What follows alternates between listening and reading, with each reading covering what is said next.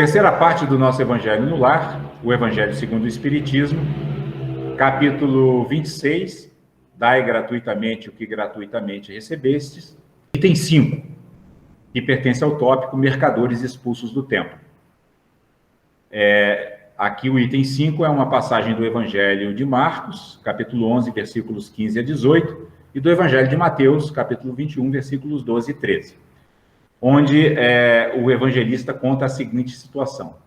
Eles vieram em seguida a Jerusalém, e Jesus, entrando no templo, começou por expulsar dali os que vendiam e compravam. Vejam, aqui o evangelista está descrevendo a chegada, né, de Jesus com seus discípulos em Jerusalém, né? E Jesus entra com seus discípulos no templo, onde tem várias banquinhas de feira, né, onde o pessoal está negociando, né, negociando produtos, vendendo produtos. E aí segue dizendo, Jesus então derrubou as mesas dos cambistas e os bancos dos que vendiam pombos, e não permitiu que alguém transportasse qualquer utensílio pelo templo. Ao mesmo tempo os instruía dizendo, não está escrito, minha casa será chamada casa de oração por todas as nações. Entretanto fizestes dela um covil de ladrões.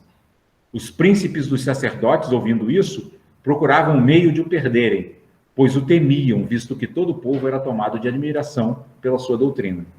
Essa passagem, pessoal, é uma das passagens que a gente precisa ler com um olhar muito profundo, né?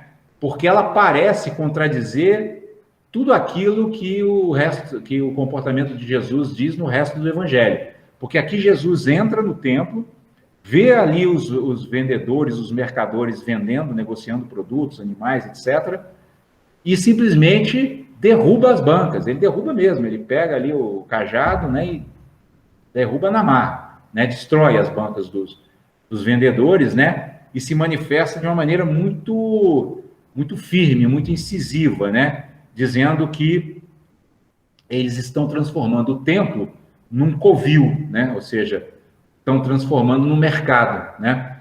Então, isso contradiz muito o restante do Evangelho, por quê? Porque Jesus sempre manifesta, na maioria das passagens, na maioria esmagadora das passagens do Evangelho, sempre se manifesta de uma maneira muito suave, muito amorosa, muito doce.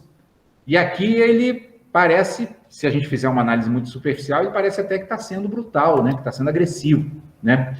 Mas a gente tem que ler isso de uma maneira profunda, entendendo, primeiro, que Jesus ali quis dar uma lição bem clara, né, de que, primeiro, pelo menos o templo deveria ser respeitado. Porque a verdade é que mesmo na nossa vida comum, nós não deveríamos ser materialistas, né? Do ponto de vista espiritual, a gente deveria olhar para a vida como uma oportunidade de evolução. É aquela passagem, lembram, do Evangelho, onde Jesus diz, buscai primeiramente o reino de Deus e sua justiça, e o restante lhe será dado por acréscimo. Ou seja, o nosso principal interesse deveria ser o reino de Deus e sua justiça, que nada mais é do que promover a nossa própria evolução espiritual e a evolução espiritual daqueles que a gente puder ajudar. Esse é o objetivo da nossa vida. Nós renascemos e encarnamos no mundo para evoluir, né? Então, o mundo todo é um grande templo, que a gente transforma num mercado. Por quê? Porque a gente, em vez de colocar como a prioridade da nossa vida, o crescimento espiritual, a gente começa a se envolver e a considerar prioritários os nossos problemas materiais, né? Ganhar dinheiro, né? Manter, comprar uma boa casa, um bom carro, né? Sustentar tudo isso, manter tudo isso funcionando bem, etc. Que são coisas que a gente precisa fazer e deve fazer, mas que não deve tomar o lugar de prioridade que é o lugar do reino de Deus e sua justiça, ou seja, da nossa evolução espiritual. Então, quando Jesus entra nesse templo, né, que era uma sinagoga judaica na época, né, e vê as pessoas transformando o templo num grande mercado, ele fala assim, nossa, as pessoas não estão respeitando nem o templo, que dirá fora do templo, né? Então, ali ele age como pai com um filho, que ele vê que aquele filho está fazendo uma coisa muito grave, que vai levar esse filho a sofrer muito. E aí ele chega e é duro, chega, ó, você não pode fazer isso. E tal, aí às vezes o filho chora, o filho reclama, mas ele fala, não, mas você não pode, pronto. Né? Para quê? Para tentar, né, desviar o filho daquele caminho que ele está tomando e que vai conduzi-lo a uma situação dolorosa. aqui Jesus também queria mostrar para todas essas pessoas que eles estavam, que esse desrespeito deles às coisas sagradas, no caso o templo, os levaria a uma condição espiritual de muito sofrimento e aflição. E aí ele tentou agir como um pai age com firmeza com o seu filho, né? Ou seja, chamando a atenção de uma forma dura para ver se eles o ouviam e o atendiam de modo a evitarem maiores sofrimentos e aflições em suas vidas, né? E aí no item 6, Kardec comentando essa passagem, ele diz assim: Jesus expulsou do templo os mercadores, condenou assim o tráfico das coisas santas sob qualquer forma. Deus não vende a sua bênção nem o seu perdão, nem a entrada no reino dos céus.